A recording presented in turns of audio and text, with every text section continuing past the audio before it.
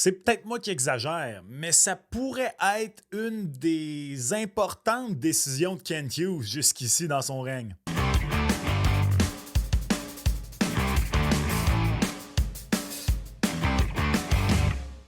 What's up tout le monde, c'est ton boy Max. Jake Evans a pris feu au mois de décembre. 6 buts, 6 passes, 12 points en 14 matchs. Ça, c'est suffisant pour être parmi les meilleurs marqueurs du Canadien de Montréal durant cette période. En fait, il a été le deuxième meilleur buteur du Canadien au mois de décembre derrière Patrick Laine et quatrième meilleur pointeur derrière Caulfield, Suzuki et Lane Hudson. Oui, Jake Evans. Bref, le joueur de centre connaît présentement les meilleurs moments de sa carrière sur le plan individuel. Évidemment, à la dernière année de son contrat. Et qu'est-ce que le Canadien doit faire avec Jake Evans? C'est une des questions qui revient le plus présentement, autant chez les partisans du Canadien de Montréal que dans les médias. Avec la remontée au classement, la bonne fin de calendrier 2024, le tricolore est soudainement, potentiellement dans le mix. Et est-ce que ça va faire revoir les plans de Kent Hughes à la date limite des transactions? Ça va être intéressant à surveiller. Mais soudainement, vous êtes très peu nombreux à vouloir voir le Canadien transiger Jake Evans à la date limite. Est-ce que le CH doit faire ça? Est-ce qu'on doit le prolonger? C'est la question qu'on va se poser dans cette vidéo. Tout juste avant d'aller là, nouvelle année, nouvel objectif. Et le premier, il est tout simple. Ton boy aimerait atteindre les 15 000 abonnés le plus rapidement possible. Et honnêtement, c'est très bien parti et c'est grâce à vous. Ça fait quelques fois que tu écoutes des vidéos et c'est pas encore fait. S'il te plaît, prends 2 secondes et demie, ça coûte rien et abonne-toi à la chaîne. Ça aide ton boy à croître, ça aide ton boy à faire plus de contenu. 2025 va être une pas pire année et j'ai besoin de ton aide. OK, Jake the Snake. Avant de se poser la question si le Canadien doit prolonger ou non Jake Evans, il est important d'établir pourquoi c'est une situation peut-être légèrement plus compliquée qu'il ne paraît. D'abord, je ne sais pas pour vous, mais moi personnellement, j'ai des fois tendance à oublier que Jake Evans, c'est pas un jeune centre. Il a 28 ans, il va avoir 29 ans cet été, donc la saison prochaine va être sa saison de 29 ans. Evans, c'est un gars qui a fait l'entièreté de son parcours universitaire en NCAA avec Notre Dame. Après ça, il a joué un peu dans la Ligue américaine. Il s'est finalement établi dans la Ligue nationale de hockey à 24 ans pour de bon lors de la saison écourtée 2021. Ça fait en sorte que des fois, moi, j'ai comme l'impression qu'il a l'âge de Nick Suzuki, mais non. Jake Evans est bel et bien dans la fin vingtaine et aucun doute, c'est le contrat le plus important de sa carrière. Et avec ce qu'il fait présentement, c'est probablement la seule opportunité qu'il va avoir, entre guillemets, de faire sauter la banque. Bon, je dis entre guillemets parce que sur une échelle de 0 à Juan Soto, ça va pas être si gros que ça, mais finalement, donnez-moi entre 3 et 3,5 millions par année, puis moi, j'appellerais ça faire sauter la banque. Anyways, c'est un contrat important pour Jake Evans, il le sait, garantit que son agent le sait, Kent Hughes le sait. Bref, tout le monde le sait. Donc déjà, d'un point de vue purement individuel, garantit que Jake Evans ne va pas prendre les choses à la légère. Il veut être certain de se retrouver dans la meilleure situation. Du côté du Canadien de Montréal également, c'est intriguant pour quelques raisons. D'abord, cet été, il y a plusieurs contrats qui vont sortir des livres chez le Canadien de Montréal, dont 2 contrats assez imposants d'une certaine façon, celui de Christian Dvorak, celui de Yoel Armia, ajouté à ça celui de David Savard. Mais l'an prochain, vont entrer dans les livres les contrats de Juraj Slafkovský et Kaiden Guhle.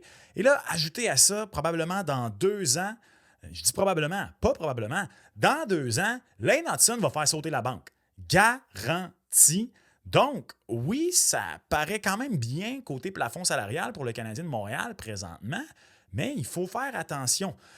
Si le Canadien veut effectivement remonter au classement, devenir une équipe qui aspire et qui fait les séries année après année, ça va être important de bien gérer le plafond salarial et pas se retrouver avec des joueurs qui font beaucoup trop d'argent dans des rôles qui ne méritent pas cet argent-là. Ils vont arriver, bien sûr, des Ivan Demidov et qui sait. Et la beauté de la chose présentement, c'est que tu as assez de jeunes qui vont entrer et aller chercher ces minutes-là de 4e trio, de 3e paire de défense sur des contrats plus avantageux. Donc, c'est pas si compliqué que ça. Je viens de vous régler ça, finalement. On ne signe pas Jake Evans, on l'échange à la date limite des transactions contre des espoirs, puis bang, le tour est joué. Je sais pas pour vous, c'est peut-être juste moi, mais j'ai un certain symptôme post-traumatique. Philippe Danault, Artturi Lehkonen. Des joueurs qui arrivaient à peu près au même moment de la carrière de Jake Evans, qu'on a laissé aller. Bon, dans des situations un peu différentes, c'est quand même important de le mentionner. Je pense que Philippe Danault, c'était une erreur. Marc Bergevin a identifié Brendan Gallagher au lieu de Philippe Danault, le laisser aller. Et après ça, en 21-22, ben là, le Canadien, finalement, clairement, était plus au même endroit, entré en reconstruction. Kent Hughes est arrivé et a dit à Artturi Lehkonen, ben écoute, nous, on rebâtit, on l'envoie du côté de l'Avalanche du Colorado. Dans les deux cas, ces joueurs-là, fin vingtaine, pas tout à fait exactement le même âge que Jake Evans, mais sont allés sous d'autres cieux et ont connu d'excellents moments, ont été meilleurs que même les plus optimistes pouvaient penser. Bon, c'est pas des situations vraiment 100% semblables. Je pense que Philippe Danault et Artturi Lehkonen, au moment respectif de leur carrière où ils étaient, avaient prouvé plus de choses que Jake Evans. Mais moi, de un, il y a ce petit côté-là qui me fait un peu peur. Et si on laisse aller Jake Evans, et que finalement, c'est pas si un flou que ça, que pour les 3, 4, 5 prochaines années, Jake Evans est un centre de troisième trio qui tue des punitions, marque des buts en désavantage numérique et qui obtient une quarantaine de points par saison. Ça se remplace pas comme ça. Donc ça, c'est une des choses qui me fait peur du côté du Canadien de Montréal. Et en fait, c'est ça la vraie question, je pense, qu'il faut se poser de notre côté. C'est peut-être un peu pessimiste, mais dans le pire scénario, pas le meilleur, dans le pire scénario, qu'est-ce qui ferait le plus mal aux Canadiens de Montréal? Laisser aller Jake Evans et finalement, les joueurs qu'on identifie qui vont le remplacer à court terme, que ce soit Oliver Kapanen, que ce soit Owen Beck, sont pas prêts, ne font pas le travail, ou, exemple comme il est arrivé avec David Reinbacher, ont une blessure grave et ne viennent pas remplir une chaise rapidement.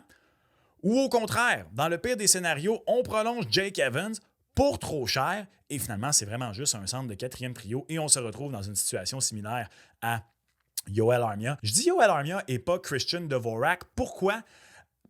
Parce que Christian Dvorak, au moment où on l'a signé, lui a donné de l'argent deuxième, borderline, troisième trio, alors que dans le cas d'Evan, je pense que ce serait vraiment de l'argent borderline, troisième, quatrième trio. J'ai un ami qui ne cesse d'utiliser le contrat de Brett Howden du côté des Golden Knights de Vegas comme référent. 5 ans, 2,5 millions de dollars par saison. Je pense qu'avant la saison, ça aurait pu être très intéressant pour Jake Evans. En ce moment, avec ce qu'il fait, je pense qu'il va demander plus d'argent. Il ne va pas aller chercher de l'argent de Chandler Stevenson là, avec le Kraken de Seattle, même si au moment de l'enregistrement de cette vidéo, la production des deux joueurs est assez similaire. Chandler Stevenson avait un curriculum vitae beaucoup plus intéressant que Jake Evans au moment de sa signature de contrat, mais honnêtement, je pense que 5 ans, 3 millions, même 3,5 millions, c'est le genre de choses que Jake Evans peut aller chercher. C'est le genre d'argent auquel il peut aspirer pour son prochain contrat. Donc, qu'est-ce qui fait le plus mal? Laisser aller Evans et les joueurs n'étaient pas prêts à le remplacer ou garder Evans et finalement, on est pris avec. Moi, personnellement, je pense que le pire des scénarios, c'est de laisser aller Jake Evans et se retrouver dans une situation où on est dans la muerde au poste de centre. D'abord, la ligne de centre, c'est la chose la plus importante chez une équipe de hockey.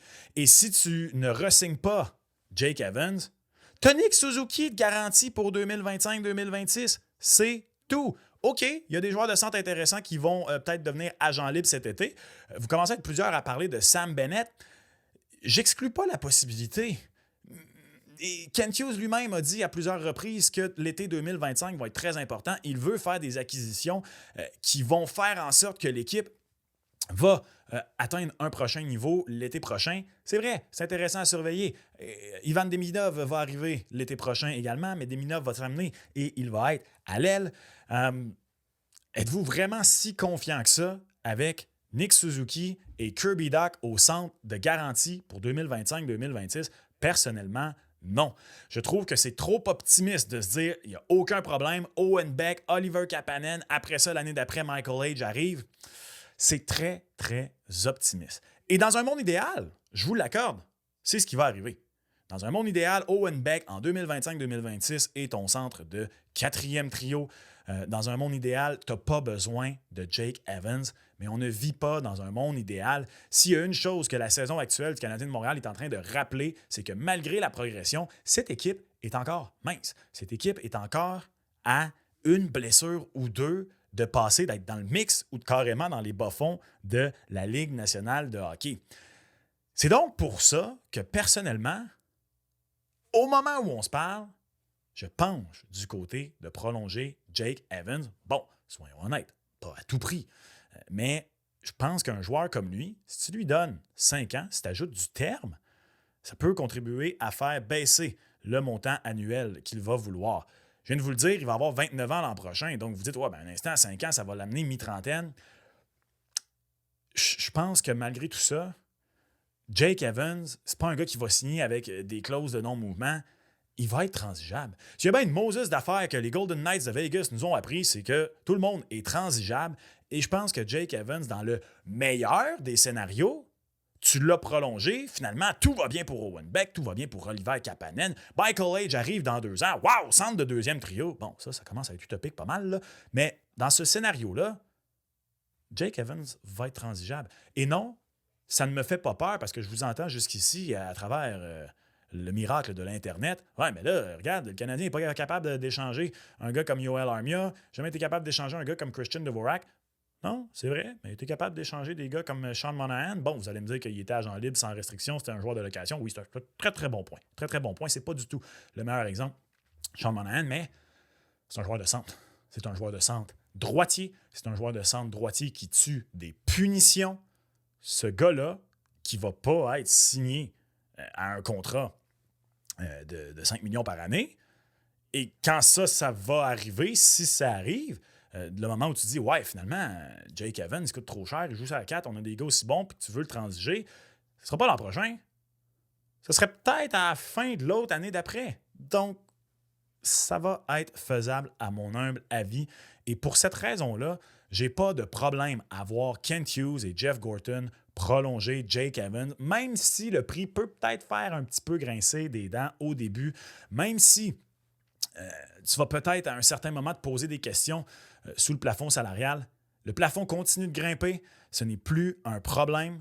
Je ne pense pas que Jake Evans signe à un montant assez élevé pour être un vrai problème sous le plafond salarial. Tu as énormément de joueurs présentement qui sont signés à des prix avantageux.